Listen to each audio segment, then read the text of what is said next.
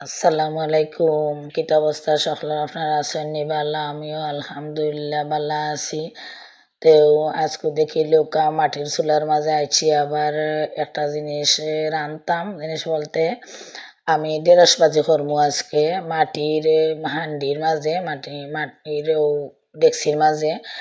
তো আমি ফয়েলেও ঢেঁড়স ভাজি করলাম মাটির হান্ডির মাঝে। কিতার লাগে আমি আর কোনোদিন করছি না। তরকারি রাঁধছি মাখাইয়া, ঠিক আছে, মাংস, কিন্তু কোনো ভাজি টাজি এরকম ডাইরেক্ট করছি না। আজকে মানে ডরাইয়া আইসি রানতাম। আল্লাহও জানন যেন ফাটি যায়নি না কিতা, এটা কিছু কইতে পারলাম না। এরপরেও রিক্স লইয়া আইছি।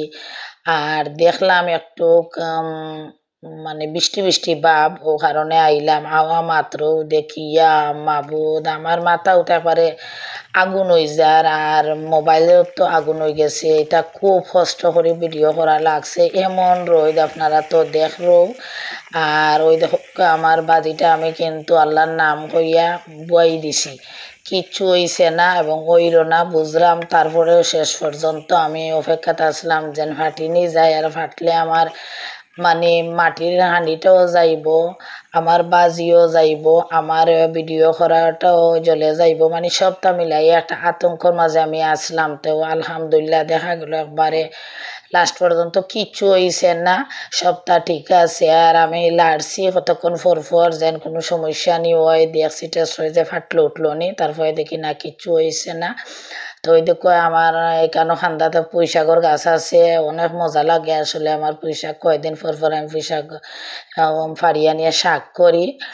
আর এখানে তো আরো অনেক গাছগাছালি আছে। আর একটা খুব কষ্ট পাইলাম আমার বেগুনটা দেখে, ওই দেখো তাল বেগুন, এটা ফুকে খাইলিছে কোন সময় ফাতার সিফাত আমি খইতামও পারি না, অত বড় হয়ে গেল না, অত ভালো লাগছে।